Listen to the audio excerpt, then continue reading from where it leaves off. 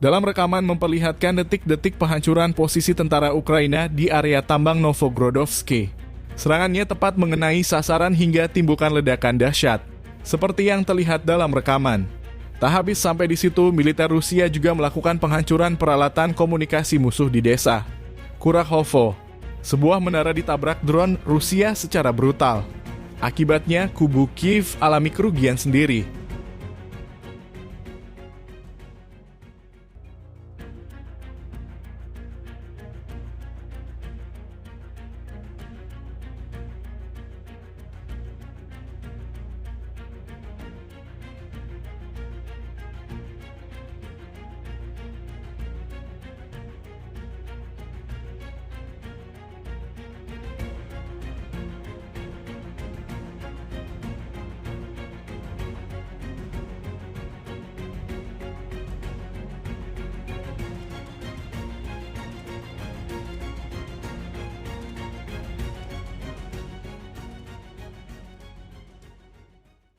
Download Tribun X sekarang, menghadirkan lokal menjadi Indonesia.